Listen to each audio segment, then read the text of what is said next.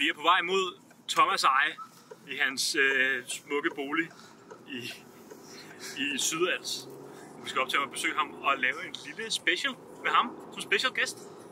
Vi har forberedt et sprængfarligt program, og vi håber meget, at han har lyst til at lege med, fordi det er en meget stor nødvendighed for, at det her program bliver en succes. Jeg hedder det ikke på Sydals, og ikke i Sydals. Jo, det gør det faktisk. Nej, gør det det? Nu må du sgu, så den tager vi ikke om. Den må du bare køre med. Ja, den går. Okay. Ja, om 12 minutter. 12 minutter. 12 minutter, du. Så er vi sgu op hos Nordhalsmuren.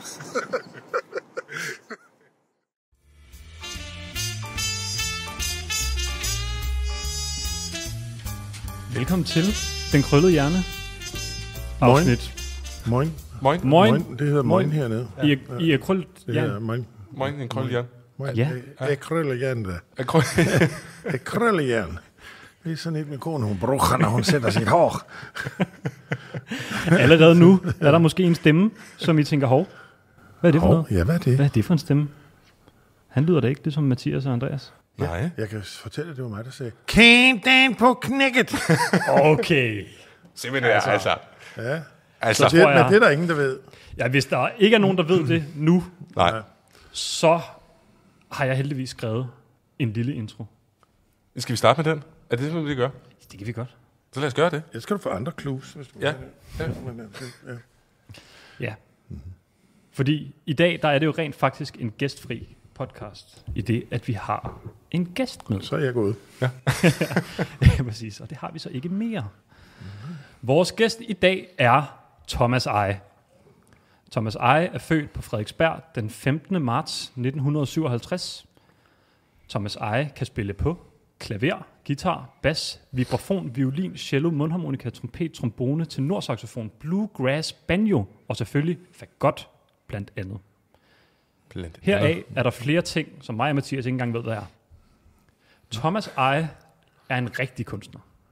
Både hans mor og far var professionelle kunstnere, og selv hans bror er noget ved musikken. Thomas er gift med Katrine, og gæt hvad hun arbejder som. Hun er kunstner. Dog kender man mest Thomas sammen med de to andre. Thomas er nemlig verdenskendt i Danmark som den tredje linje i linje 3. Et succesrigt foretagende gennem en lille livstid.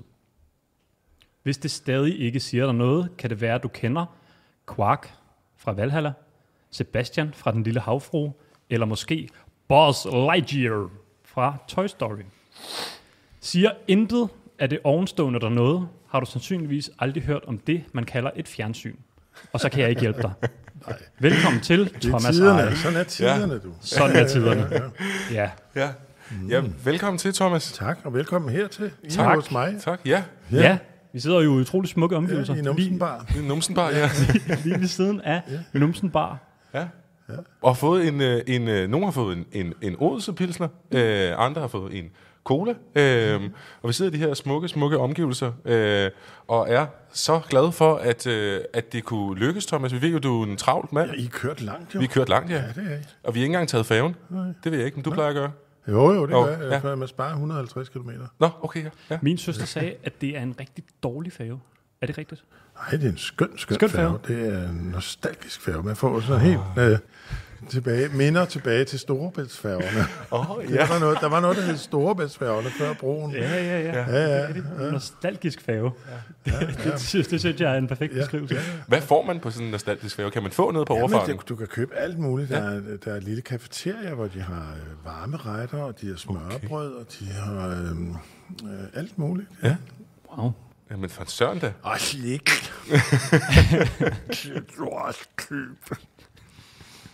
Det kan være, vi skal tage den hjem. Ja, det lyder ikke helt godt. Altså, jeg foreslog faktisk, hvis du tager færgen hjem, men jeg kan høre, at jeg blev nedstemt af både ham, der filmer, og så dig, der sidder ved siden af. Altså, nu, skuespillere kan jo ikke holde ud og høre på, I siger færgen. Nå? Det hedder en færge. Altså med... F-E-R-G-E. Færge. Med et blødt G. Og hvad sagde vi? Fæve. F-A-V-E. Jamen, vi er jo... Eller F-A-V-U, sagde I. Fæve. Eller F-A-U, faktisk. Ikke? Vi er jo en skamplet på den danske der er mange bjæve og fæve. Ja. Det hedder bjerge og færge. Må jeg så lige høre dig nu, hvor vi snakker om den her lille ordting. Hvad hedder det, Thomas? Siger du gjorde eller gå eller gøre? Der er nogen, jeg hører mange mennesker, der siger gjorde. Det er Bornholmerne, der siger gjorde jo. Er det Bornholmerne? Det gjorde vi jo. Vi kører ned til Tømanden og kører nogle kyllinger, og det gjorde vi jo. Ja. Og velkommen til Gyldendags ordbog med Thomas Eje. Bare slå op i dig. Det er helt fint. Du er velkommen. og med den introduktion, Thomas... Det må jeg huske. Jeg er lidt nørd. Det er jeg også. Altså, det er jo faktisk lidt pinligt. Jeg har jo studeret dansk 6 år på universitetet. Så færge. Færge. Færge. Ja, sådan. Der er den. Perfekt. Man får trænet. Ja. Var der noget, der manglede i min intro? Very good. Nej, jo, selvfølgelig var der det, men det kan jeg ikke lige komme ind på. Nej, selvfølgelig. Havde jeg alle instrumenterne med? Vil du have den igen? Hvor mange havde du? Klaver, guitar, bas. Trombone? Trombone har jeg. Trombone har du? Hvad er en... Ukulele, det havde du ikke. Ukulele? Du har også spillet på ukulele? Jeg spiller på ukulele, ja. Jeg spiller meget på ukulele, ja. Jeg ved ikke, om du har været en typen, der har set X-Factor. Det var jo stort for mange år siden, at alle sådan unge solister kom ind med en ukulele og spiller på. Jeg spiller lidt anderledes på ukulele. Ja, selvfølgelig. Ja. Okay. Det er lidt... Den er lidt vildere. Jeg tager den lidt længere. Ja. Er strengene på en ukulele det samme som noget andet? Ja, det er nylonstreng, ligesom på en spansk guitar. Når vi tænker mere på tonerne. Altså, er det som en violin, eller som en... Nej, altså den er jo som den lille Ole med paraplyen, faktisk. Okay. Prøv, så der ligger en ukulele der. Gider du give mig den? Ja, Andreas, prøv lige. Du skal også have noget, du bliver talt for. han giver nu Thomas Eje en ukulele. Godt, du bare høre. Jeg ved ikke, om den stemmer. Jo.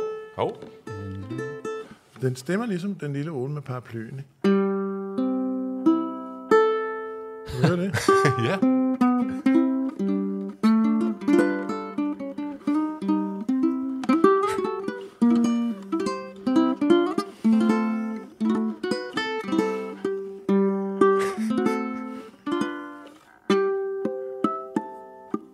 Men altså. Sådan stemmer en ukulele. Kæft en start. Tak, Thomas, for det. Okay, fedt.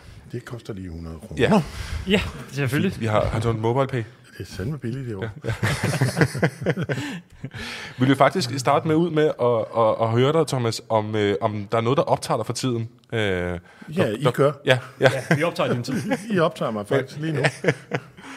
Efter os, når vi er gået hjem, er der noget, der sådan optager dig for tiden? Ja, det er der. Ja.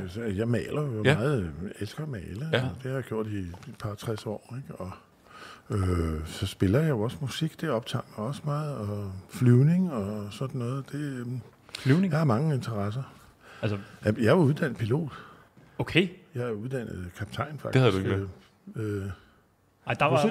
Det hænger derovre, mit det er rigtigt. Certificate of Training. Så jeg har et stort kørekort til flyvemaskinen. Ej, hvor fedt. Ja. Det er derfor, altså der har jo faktisk gået nogle rygter omkring, at du har en flyver. Jeg har haft en hel del flyver. Du har haft en hel del flyver? Nogen flyver lige nu. Nej. Lige nu har jeg en flyvesimulator. Jeg har 3 simulatorer, jeg har bygget op over i huset. Nå. Som jeg flyver Boeing 737, og jeg flyver F-16, og jeg flyver Piper og forskellige andre de der små propellerhakker der. Hold da med mine VR-briller, og så har jeg også bygget et helt cockpit, hvor jeg flyver. Og det er meget, meget realistisk, så jeg er medlem af Nordals Flyveklub, som ligger oppe på Nordals, Nordborg. Er din kære kone så stewardesse? Jeg gider ikke så meget, fordi så skal jeg op, og så skal jeg trække dem ud af hangar, og så skal jeg flyve lidt rundt op i luften. Her der kan jeg flyve over hele verden, og faktisk få den samme oplevelse ud af det. Det er meget stort. Det er jo helt vildt, at man kan det nu. Ja. Men jeg i sin tid, jeg havde en dejlig flyver med 2 motorer, og jeg fløj rundt i hele Europa. Så langt som til Malaga har jeg fløjet. Det er fandme sjovt. Nu bliver jeg bare en lille smule jeg er nødt til lige at høre en gang. Når man, altså, der kræver vel nogle tilladelser. Man kan vel ikke bare have et propelfly ude i baghaven? Eller? Ikke. Ja, skal du have en lang baghave. Ja.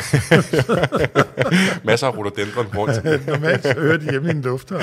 Ja, selvfølgelig. Eller en flyveplads. Jamen, det var lige det, der faldt på. Altså først skal man jo have et flyvecertifikat som studium. Der er forskellige slags. Og så skal man jo have et sted at have den flyver, og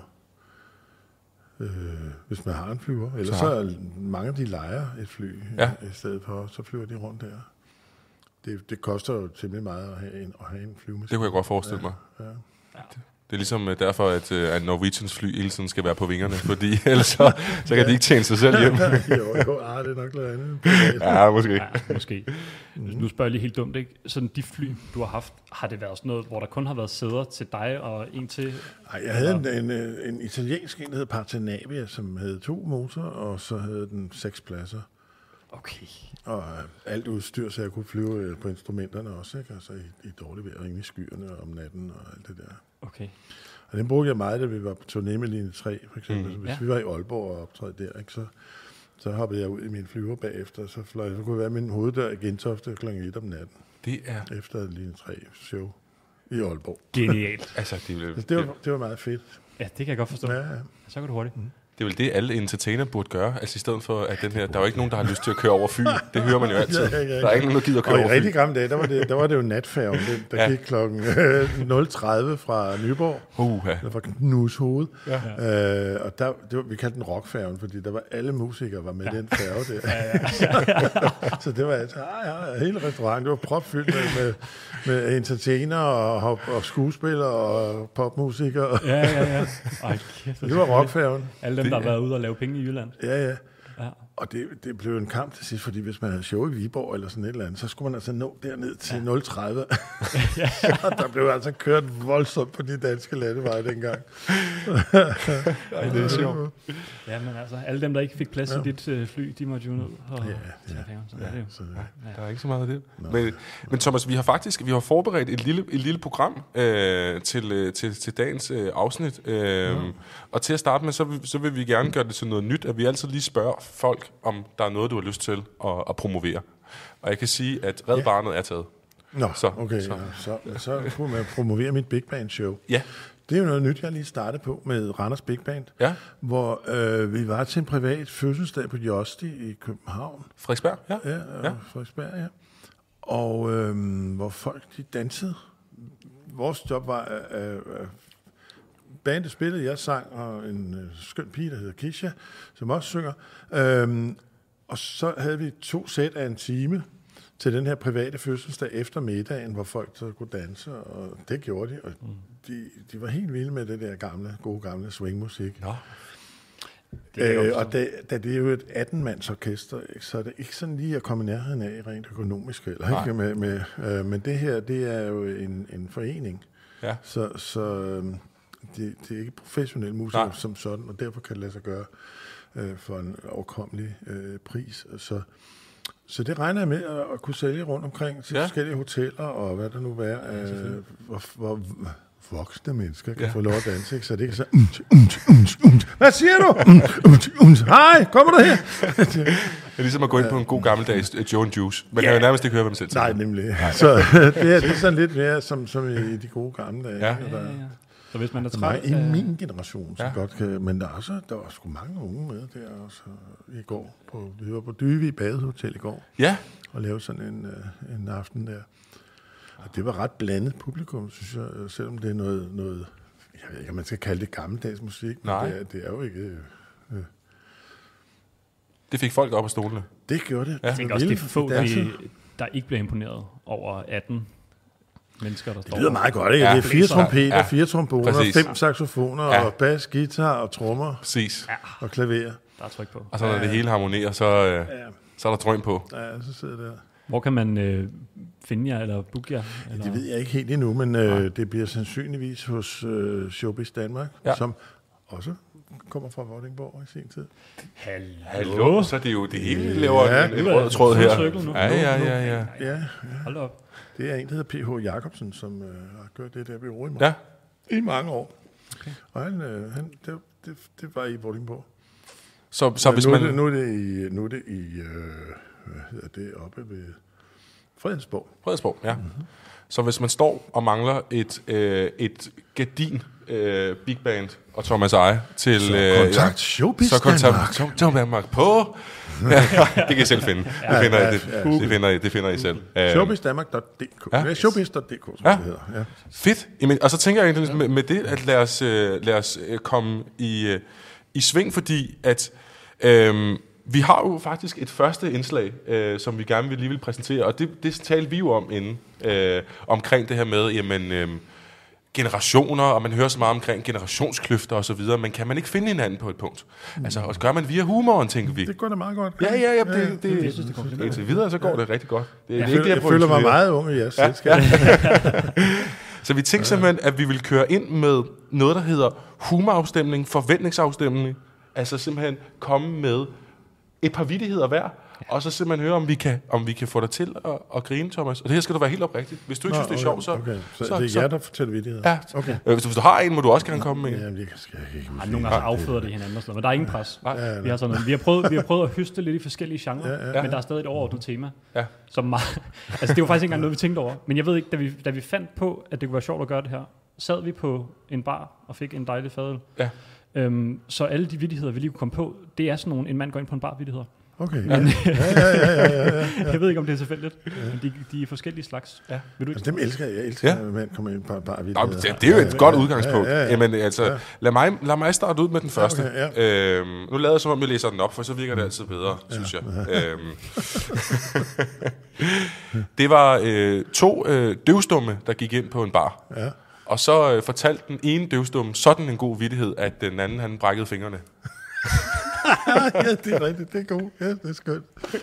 Hvad? 1-0 herovre til. En ordblind mand går ind på en bar. Ja, en blind mand går ind i en bar. Og en stol og gæst.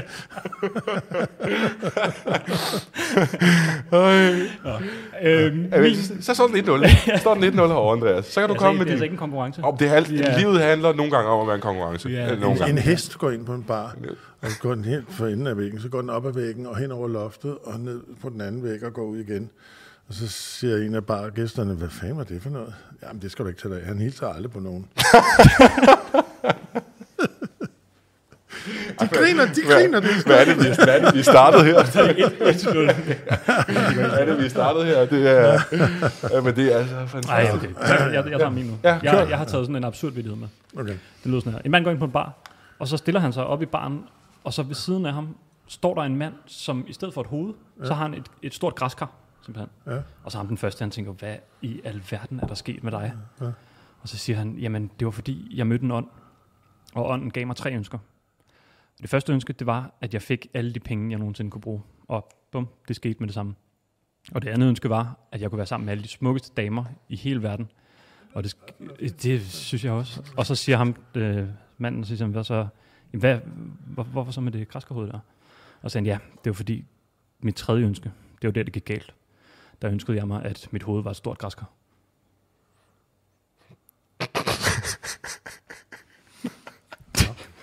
Jeg har ellers noget. Ja. Hurtigt videre. 1-1. 0 stadig, Andreas. Jamen, så lad mig komme med... Jeg kan også godt lide de der doktor. Ja. Det er også gode. Hvad er det for noget? Ja, doktor. Alle mennesker siger, at jeg lyver. Siger doktoren, det har jeg lidt svært ved at tro på. Nej, der kan jeg en lidt fræk doktorvittighed. Ja. Er du klar på den? Ja. Okay. Det er noget sådan her. Det er jo fordi, at jeg var til lægen her i forgårs, fordi simpelthen har haft så ondt i siden. Så jeg gik op til min læge, og så sagde han, du er simpelthen nødt til at stoppe med at onanere. Og så sagde jeg, hvorfor stoppe med at onanere? Hvorfor? Fordi jeg vil undersøge dig. Ja, det er sjovt. Er det Uffe Ellemann, der går op til doktor? Jeg tror, jeg er en hund. Nå, hvor længe det stod på? Lige siden jeg var valp. Den gode gamle. Uffe-paudien. Uffe Ellemann.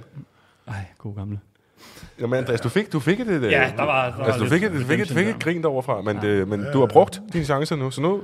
Det med græskar, jeg forstod den ikke. Nej, det var også lidt det, der var meningen. Altså, det skulle være sådan, det skulle være så dumt. Altså, det skulle give så lidt mening, at det var sjovt. Okay, ja. Man får altså ikke point for efterbildningen. Det kan man ikke.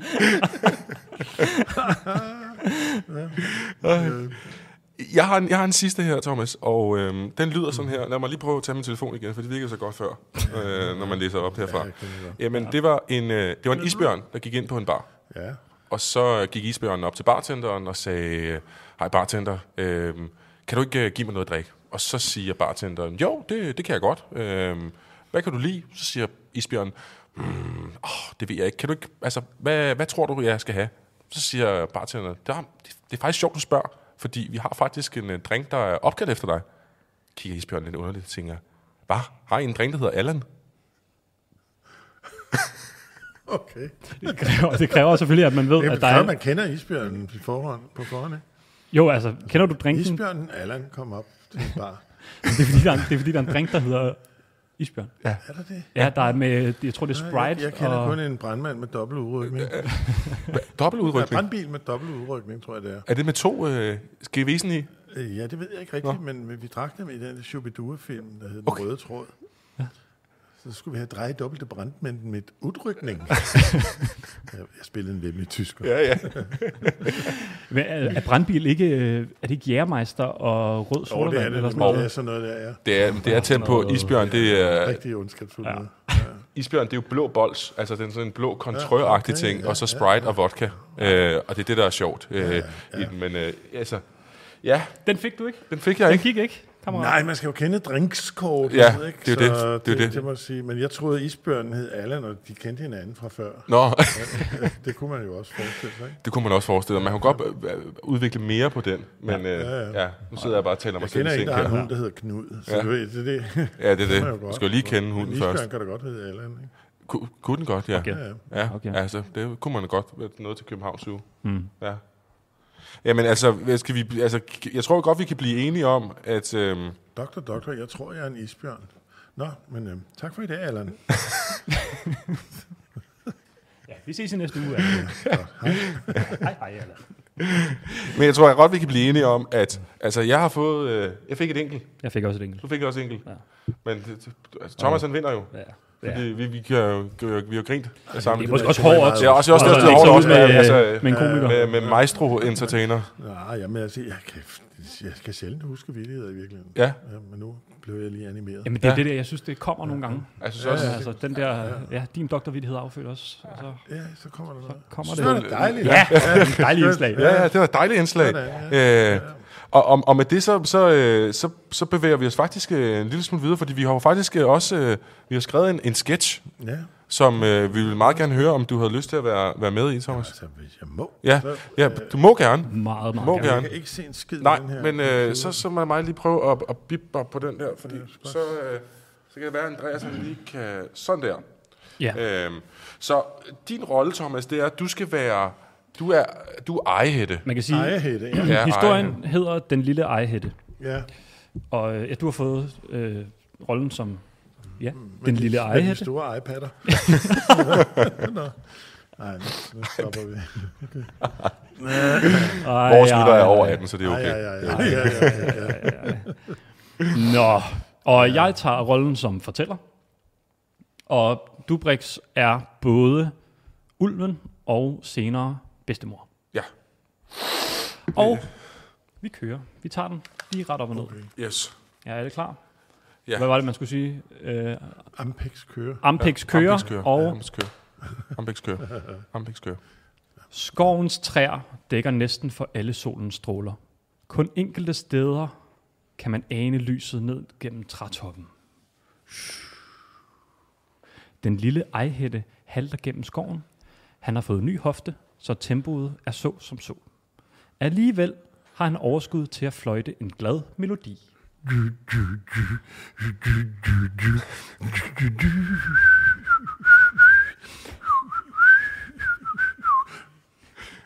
Ejhætte taler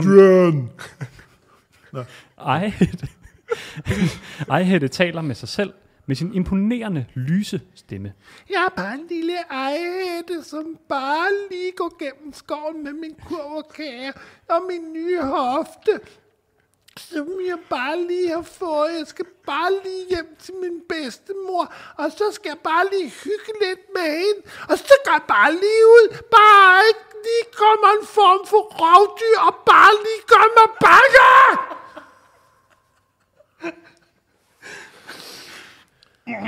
Du fortæller det. Ja, du fortæller det. Kom nu. Fortæl. Bag et træ står ulven på lur og stiger på den lille ejehætte med sine store gule øjne. Ulven har i mange år følt sig jaget i Jylland og har derfor udviklet en enorm stamme. Hvem er du? Kom der, Siger ulven til sig selv. det er lille ejehætte, der er lige på vej hjem til sin bedstemor. Ulven hopper frem fra træet og kommer til at give den lille ejehætte et kæmpe chok. Hej, ejehætte. Hvor skal du hen? Hvor du bare lige gjorde mig bange. Det er Ulf. Jeg skal bare lige hjem til min bedstemor. Din bedstemor? Hende kunne jeg godt tænke mig at få et spil badminton med. Ejehætte og ulven gik sammen op til bedstemorens hus og ringede på. Goddag, ejehætte. Jeg stod lige og krøllede min hjerne. Bedstemoren stammer også voldsomt. Det er en nylig opdaget bivirkning af Wegovy. Hvem er din ven? Det er Ulven. Han er bare lige kommet for at spille badminton med dig. Det var bare noget, jeg sagde. Jeg er i virkeligheden kommet for at eventuelt høre, om jeg kan låne en kop sukker. Se, selvfølgelig kan du det. Pludselig lyder et kæmpe brag ude fra indkørslen. Der står Anders og Preben. De kigger på Ejehætte og siger i kor: Hvad i alverden laver du sammen med dem? Det var vores lille sketch. Tak til Preben og Anders. Ja, det var sødt af dem lige at komme forbi bedstemorens. Bedstemor. Vi cutter lige, så Andreas kan lige resette. Rak du hånden op? Ja, han er meget, meget forsigtig. Han er så forsigtig. Han er så forsigtig. Han er simpelthen så forsigtig, Andreas. Ej, det der med at spille 2 roller, den kan være svær, synes jeg.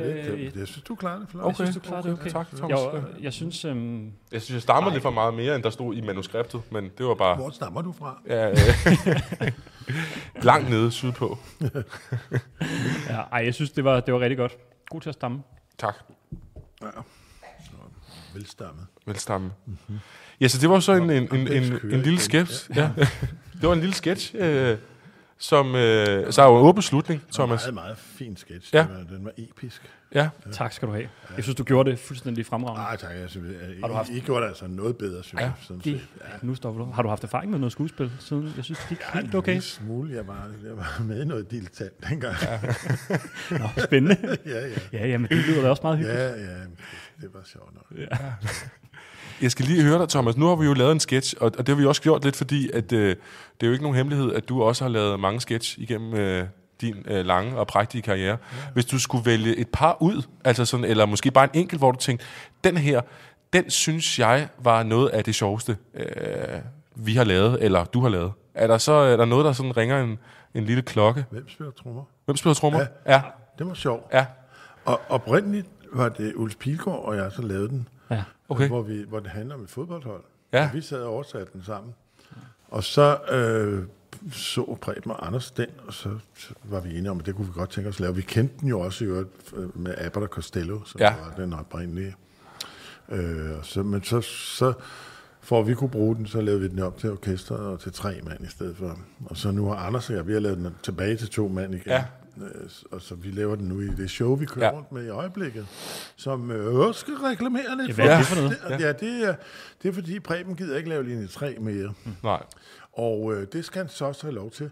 Og med Anders og jeg, vi gider godt. Ja. Og vi har et kæmpe bagkatalog af numre, som mange har set på video, men som ikke har oplevet live. Og det er altså bare noget andet at opleve det live, end det er at opleve det på en video. Og så har vi sådan en masse anekdoter og historier, vi fortæller, og noget, ingen nogensinde har hørt før, og noget, hvad der er foregået backstage gennem de her 45 år, der har eksisteret. Der er mange gode perler. Ja. Og så det drøner vi rundt med, og vi sidder ligesom så snakker, ikke til folk, men med folk. Og det er super hyggelig stemning, der er. Og så laver vi nogle af de gamle numre der, og så kalder vi det hele for... Jeg er her ikke. Så kalder vi det hele for Her er de to andre, i stedet for. Er det sådan noget? Det kører super godt, og folk er rigtig glade for det. Vi har lavet det hele sidste år, og laver det nu også i år, og næste år også. Jeg synes, det lyder fremragende. Showbiz Danmark. Ja, Showbiz Danmark. Præcis, men altså, er der også noget over på Djævleøen? Eller det? Ja.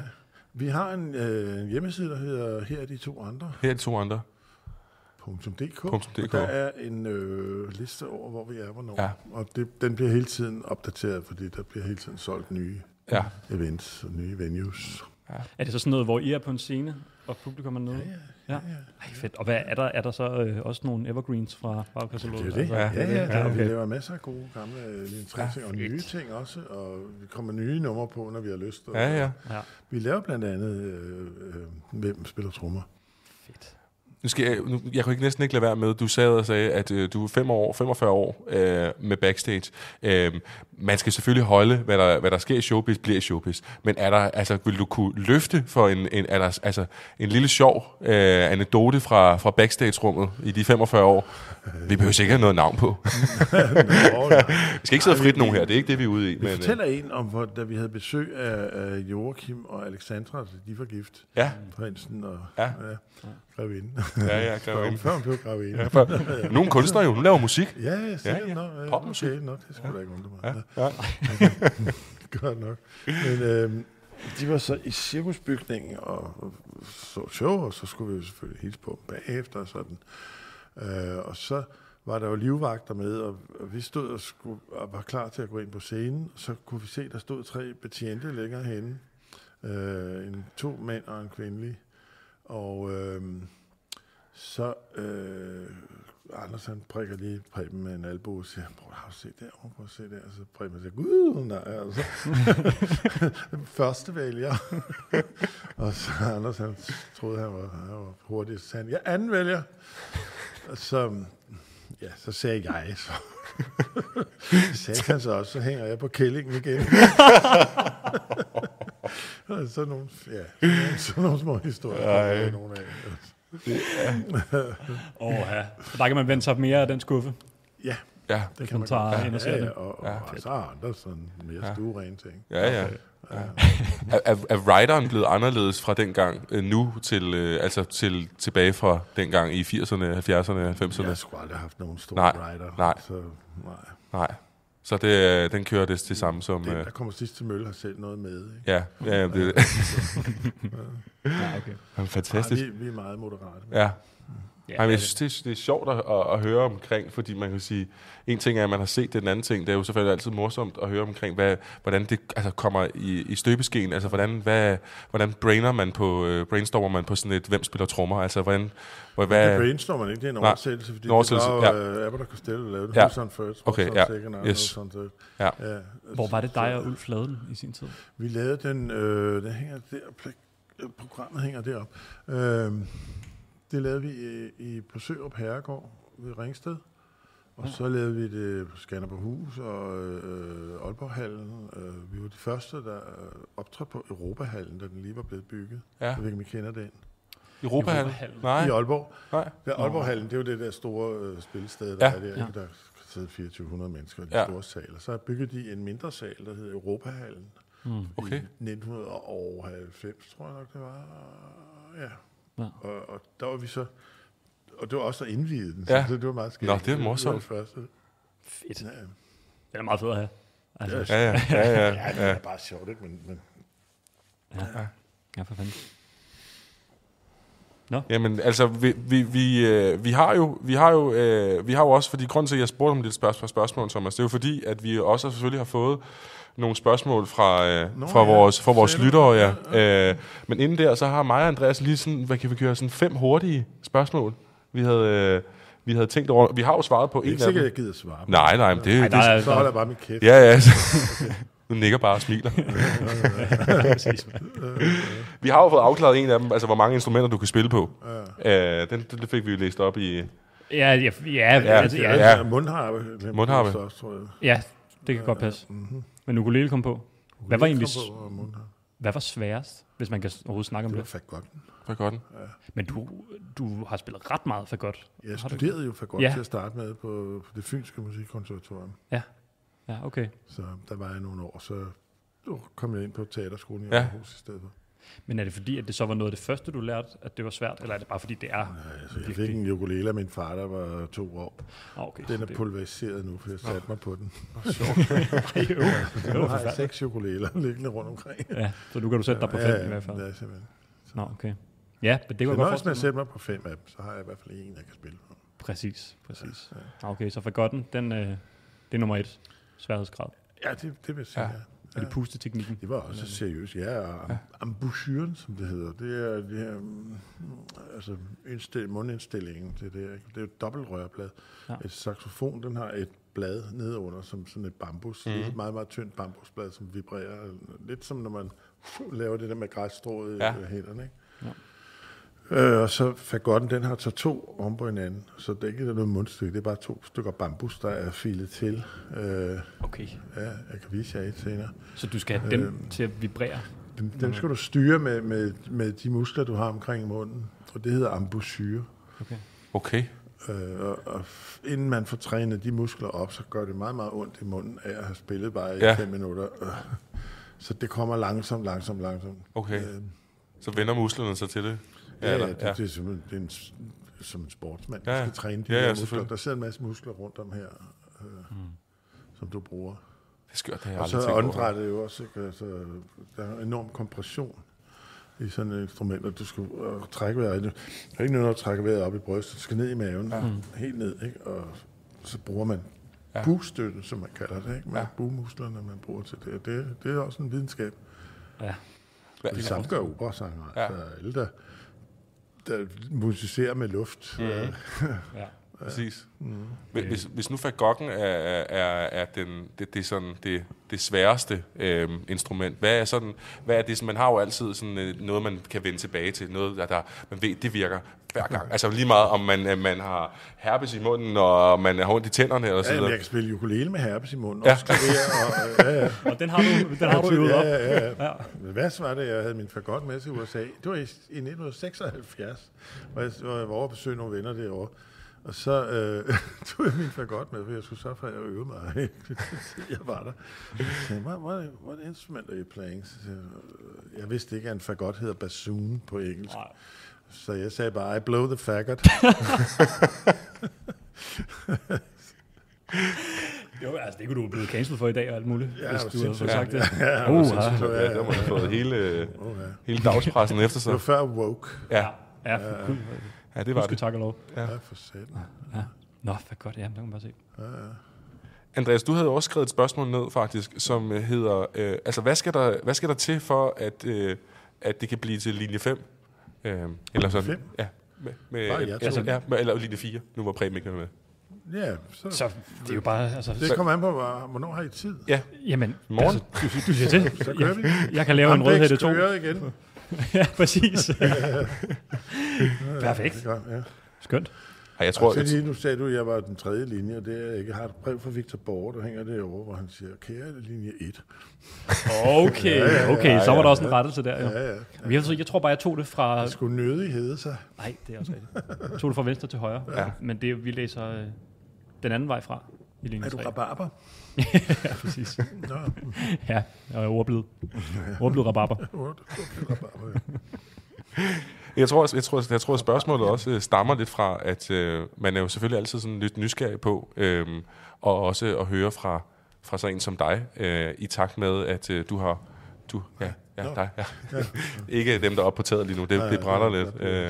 Men altså, har der været noget sådan, har der været noget moment, hvor man har stået på scenen og tænkt, nu er man bare kampnervøs, og så, eller altså, hvordan har man taget det, når du har jo stået på alverdens scener og alverdens, og der er vi jo altid lidt nysgerrige for vores vedkommende af, når vi laver interviews og podcast og sådan noget. Altså. Det fortager sig lidt med alderen, synes jeg også, med hvor mange erfaringer man efterhånden har, ikke? Men i starten, der skulle godt blive rigtig nervøs. Ja. Meget nervøs. Ja. Og er spændt, ikke? Altså, eller parat, hvad fanden skal man kalde det? Ja. Der er nogen, der siger det der med, at man skal være nervøs. Man skal være lidt nervøs, ellers så har du mistet gnisten. Ja, en lille smule. Ja. Er det rigtigt? Det bedste at være lidt nervøs. Ja. Det er ikke så godt at være meget nervøs. Nej. Det kan være så godt være nogle gange. Jo mere forberedt man er, jo mindre nervøs er man jo selvfølgelig. Ikke? Og det er jo også...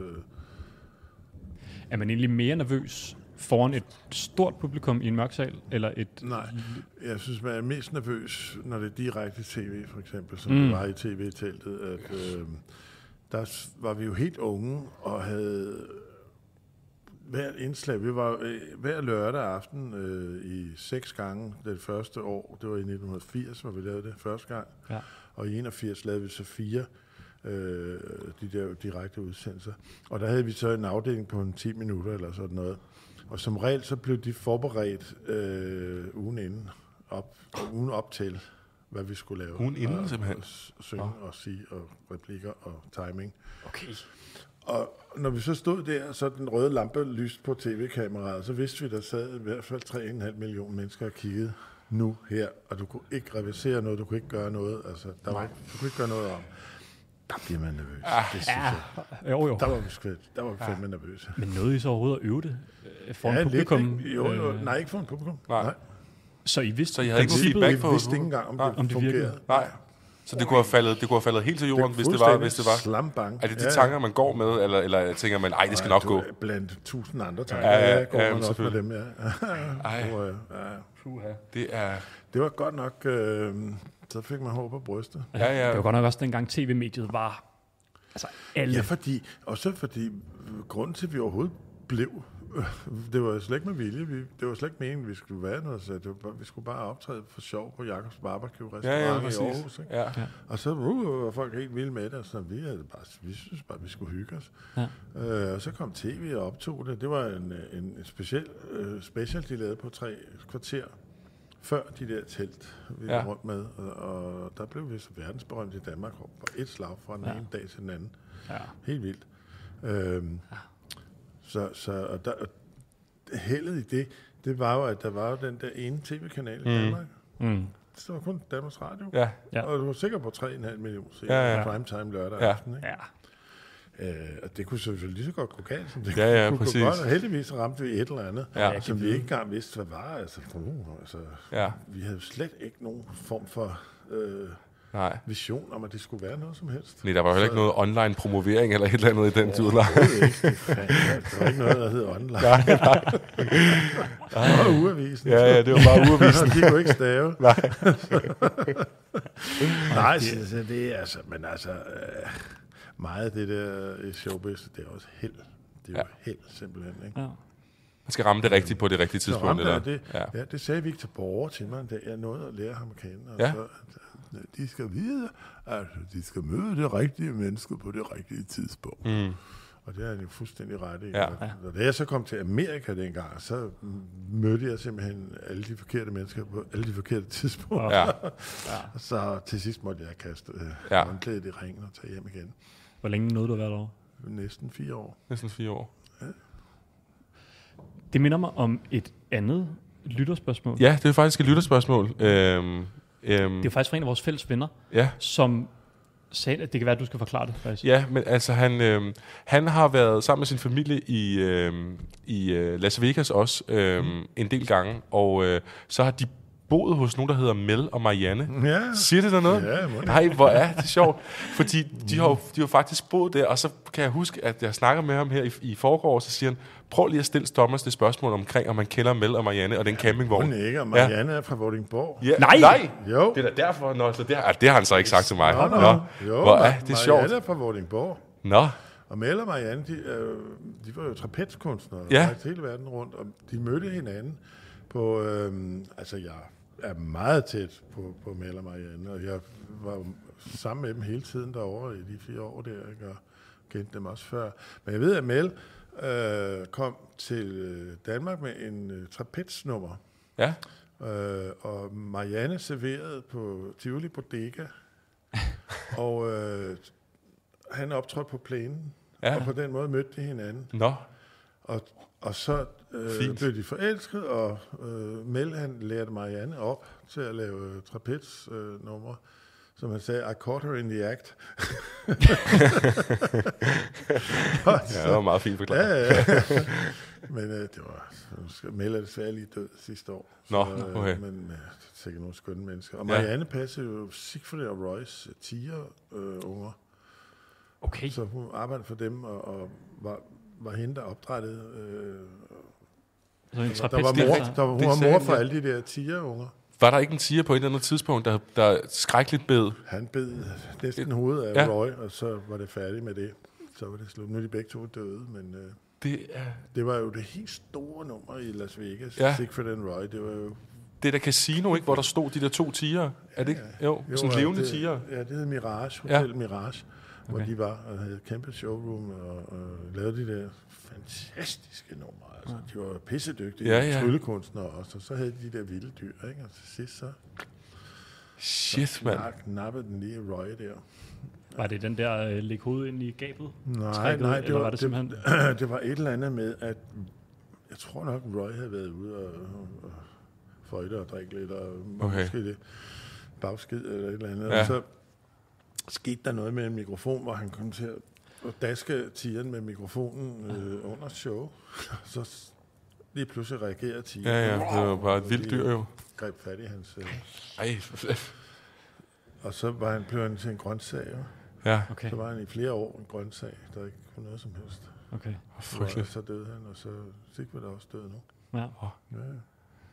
Det er også en æra, føler jeg, uden nogensinde selv har været i Vegas. Føler det der... Eller er det der stadig overhovedet? Ved vi det? De var jo kæmpe... Jeg ved det ikke, altså. Det er mange år siden, jeg var der. Jeg tog hjem i 8. Ja. Så det er jo snart 17 år siden, 16 år siden. Ja. Så det var fra Vegas til Als, nærmest? Ja, det var det. Fordi jeg blev jo gift med Catherine. Ja. Som ikke hedder Katrine, men hedder Catherine. Undskyld. Ja. Vi flyttede så ind i hendes... Hun har været gift med en fra Sønderborg i 20 år, inden jeg mødte hende 19. Så hun boede her fast og var kommet hertil i 1984. Og så flyttede vi ind i hendes lejlighed inde i Sønderborg, og så købte jeg en fladskærm, der var alt for stor til den lejlighed. Så fandt vi det her i stedet for. Og her har vi så 500 kvadratmeter hus og 1300 kvadratmeter lader, hvor vi sidder her, som vi har bygget om til teater og galleri, og så har vi 10.000 kvadratmeter græsplæne, som jeg skal slå. Som du skal slå? En lille havetraktor. Men ikke håndholdt? Nej, det er meget fint. Så der er plads til fladskærmen nu? Ja. Det er godt. Det er godt at høre. Det er virkelig også et dejligt sted, det her. Det er et skønt sted, Thomas. Det er virkelig skønt. Ja, det er virkelig, virkelig skønt. Det er sjovt, fordi det var selvfølgelig en af de sådan, lytterspørgsmål, vi har. Og så har vi synes, vi kan tage 2 med mere. Fordi der er også en, der spørger, hvor glad du er for leverpostej. Fordi at du engang har skrevet en sang, der hedder Jeg kan godt lide leverpostej. Tag lige og gem lidt til mig. Det har jeg ikke. Det har du ikke? Nej. Så kan vi se, der er nogen, der er simpelthen uler i mosen i lytterspørgsmål. Det har jeg aldrig. Nej. Super. Nå, men jeg kan godt lide en varm leverpostej. Ja. Det er meget lækkert. Et stykke ristet brød. Ja. Det er svampe. Rigtig varm. Nybagt en. Mor bagte altid leverpostej, og det var så lækkert, lige når den kom ud af ovnen der. Ja. Jeg er altså også en hund for sådan en leverpostej. Skal du syltet og gurke på? Nej. Rødbeder? Nej. Helt. Rødbeder kan jeg godt finde på, men hvis den er lige frisklavet, så er det bare... Ja. Ren. Så er den god. Ja. Det er klart også et hit. Altså, det er det. Ja. Altså, det Thomas, men sådan er det jo nogle gange, at folk har jo fået lov til at stille frit spørgsmål, og så er man sådan dukket et op, som ikke der. Det kan vi så sige, det er så ikke dig. Det ved alle vores lytter nu så. Ja. Det her, det er jeg ret sikker på. Fake news. Ja, fake news. Det her spørgsmål, det er i hvert fald uden, er jeg ret sikker på, for det har jeg set. Men der er en, der spørger omkring, om den her sketch, I har, hvor at du beder søde Liselotte om at holde sin kæft. Og spørger, om det var improvisation, eller eller du kendte hende i forvejen? Nej, det kan du ikke. Det var en ny hver aften, jo. Det var en ny hver aften? Ja, vi fandt et offer undervejs. Og det var meget forskelligt, og det var bare super heldig, fordi hun reagerede fuldstændig på den rigtige måde. Ja, og vi havde faktisk, den aften, hvor vi skulle optage det show, der havde vi 2 shows på en dag, som blev optaget til tv. Og det første show var vi kommet igennem, og så vi lige ude og tjekke lidt på hos Ampex, hvordan det så, og der var lyset fuldstændig forkert.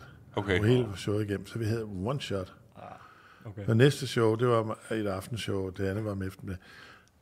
Det var det show, og der kørte vi bare ikke. Alt i det show er one take. Okay. Vi havde kun den mulighed der. Ja, selvfølgelig. Og så kom hun, og hun er siden været her for et par år siden, og besøgt her. Og hun havde faktisk en hjemmeside på Facebook, som hed Liselotte fra linje 3. Jeg ved ikke, om det stadigvæk findes, men... Søde Liselotte. Søde Liselotte. Din kæft, når jeg... Se, hvor man er. Se, hvor man er træner til dig. Ej, det var skidskægt. Det var også, fordi hun reagerede rigtigt. Hun var jo helt... Så eskalerer det. Så går det helt galt. Men hvis ikke man har set den sketch, så gå direkte ind og skriv. Det er Pushka Pishi Pai. Hun blev verdensberømt på det der. Men når du så kigger ud, er det så sådan, er det dem, der sidder og er lidt stille, man gerne vil have, eller er det bare helt tilfældigt? Det er mere eller mindre tilfældigt. Det går ret hurtigt, ikke? Lige sådan scanne, hvad der er. Og det er svært at se også i mørket, ikke? Du vælger ikke ham med tyrenakken og tatoveringer ned ad armene, eller? Nej, for det er jo skudt af en pige. Det skulle være en pige, ja, selvfølgelig, ja. Så det slap jeg for. Kæft, det er sjovt. Hvor er det sjovt, hun har været her. Ja. Jeg skal lige prøve at se, om jeg kan finde den der. Ja, så tror jeg, at den må kunne finde den frem. Der er nogle gange en del, der ligger den på YouTube. Fedt, Thomas. Vi hedder det. Jeg synes, at ud af de spørgsmål, der er, så er der også et enkelt med, det ved jeg ikke, om vi skal tage med, men der er en, der har spurgt, hvem spiller på trommer? Ja, det er måske mest. Og det er jo, altså man kan jo sige, hvis man ligesom kender sketchen, så ligger svaret faktisk i spørgsmålet, og så snakker vi ikke mere om det. Præcis. Jeg ved ikke, altså vi så lige et billede af dig og Kasper Frank over på væggen der. Er du nogen, som blev spurgt, om du vil være med i Klovn? Nej. Det er aldrig sket. Heller ikke i den nye sæson, der kommer her. Det er tavligt. Hvad... Det er fordi, jeg har en kammerat, som har stillet rigtig mange spørgsmål. Jeg tænker bare, jeg tager de bedste af dem. Ja, gør det. Har du en yndlingsmusical-sang? Lady Luck fra Guys and Dolls. Fra Guys and Dolls? Ja. Den kender jeg ikke engang. Luck Be a Lady, tror jeg, den hedder. Ja. Eller også hedder den Lady Luck. Okay. Og den er fra hvornår? Fantastisk. Den er fed at synge. Ja. Hvad snakker vi? Gammel musical? Eller altså Sinatras version af den. Ja. Okay. Som jeg synger, når jeg er sammen med Big Bandet også. Ja. Okay. Det er fed sang. Fedt. Nå, den kan man glæde sig til, hvis man hyrer Big Bandet. Ja. Luck Be a Lady hedder Luck Be a Lady. Ja. Fra musicalen Guys and Dolls. Det er en meget poetisk titel. Ja, det må man sige. Før det blev Vogue, så kaldte vi den for Gays and Dolls. Okay. Men det gør I ikke mere? Det gør vi. Nej, den blev lavet i 78 på Aarhus Teater. Okay. Hvor jeg lige kom derover, hvor jeg lige var kommet ind på teaterskolen. Der kørte den på store scene. Okay. Med Preben og Anders. Ja. Hvad med en yndlings Disney-sang? Heaven is good. Det går ikke bare noget. Nej, det kan ikke være noget. Nej, okay. Det var fantastisk. Altså, jeg vil jo være ærligt sige, da jeg fortalte min søde kæreste, at vi skulle herover, Thomas, så hun er jo 25, og hun vidste ikke, hvem du var. Og så sagde jeg, prøv lige, så sagde jeg, hvad fanden bilder du ind? Og så smed jeg hende ud foran døren. Så det var sgu ikke. Det var sgu ikke. Så hæver jeg hende ind igen, og så sagde jeg, nu spørger jeg dig igen, ved du, hvem Thomas er? Ja. Så siger hun, ja, det vil jeg godt. Er det ikke ham, der har lavet Had og Skønt? Og så sagde jeg, sikkert hen. Så det er jo går i god synergi. Og nu er I forlovet, eller hvad? Nej, det vil være sindssygt nok, hvis jeg sidder og frier her i podcasten.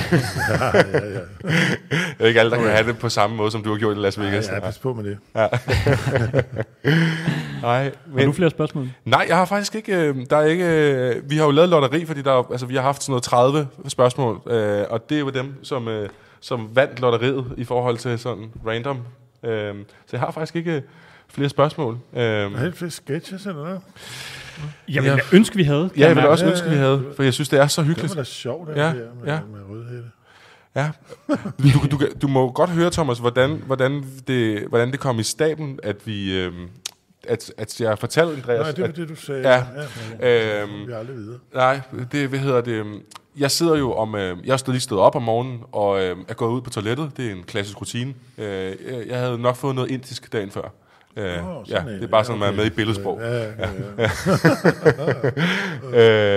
Og så sidder jeg derude, og så kigger jeg på min telefon, og så får jeg øje på den e-mail fra dig tilbage, efter jeg har skrevet, hvor du skriver, at du vil meget gerne medvirke i vores udmærkede podcast. Og så springer jeg nærmest op af toilettet, hvilket jo ikke er ikke det bedste at gøre. Efter indisk skal man Nej, men der var food i fejmåde. Og så ringer jeg så til Andreas, fordi jeg simpelthen er så begejstret. Jeg har gjort det selv postindisk. Men så ringer jeg til Andreas, imens jeg sidder på tønden. Fordi at jeg simpelthen er overløbende begejstring over, at det kunne lykkes. Og jeg vækker Andreas. Og det er så... Jeg har fået indisk. Jeg har fået indisk. Thomas har svaret. Thomas har svaret. Dok, er det dig, skat? Ja! Nå. Nej, men så ringer jeg til dig, og så siger jeg simpelthen, at Thomas han har svaret, at han vil sgu gerne være med, og sådan noget. Og du ligger, og jeg vækker dig faktisk, for du ligger og sover. Ja. Så det er sådan lidt, det er lidt et underligt scenarie, at jeg sidder på tønden, du ligger og sover. Thomas har svaret. Thomas har svaret. så det ved, ja, det ved jeg sgu ikke. Du sover på tønden. Nej, så det var sådan, det kom i stablen. Ja. Og det er vi simpelthen så glade for. Ja. Fordi vi desværre nåede til afslutningen på det her nytårskur. Kald det, hvad du vil. Så vi vil bare sige tusind tak, Thomas, fordi... Ja, godt nytår. Ja, godt nytår, ja. Og så med det aller sidste spørgsmål. Nu har vi jo lige igennem lidt, men altså, er der noget i pipeline? Hvordan ser 2025 ud for dig, hvis du skulle beskrive det med et par få ord? Jamen, det bliver mest her de 2 andre, og så bliver det forhåbentlig mit Big Band-projekt der, som får hovedrollen. Ja. Bliver der så tid til at male? Og masser af malerier med hele tiden. Okay. Ja. Okay. Vi udstiller jo helt. Folk kan jo ringe. Og, præcis. Vi har åbent efter aftale, så har vi et åbent hus en gang om måneden. Okay. Og det kan man følge med på Facebook. Ja. Catherine og Thomas. Eje. Ja. Perfekt. Fantastisk. Eller søg på Galleri Eje på Google, så kommer der alle mulige op. Ja. Jamen, vi så godt skiltet. Ja. Så her. Det er helt perfekt. Ja. Fedt. Det lyder sgu spændende. Det er fedt, mand. Ja. Tak, fordi vi måtte komme. Ja, tak fordi vi måtte komme. Det var fint. Og vi lyttes ved derude. Det gør vi. Hej. Hej. Hej.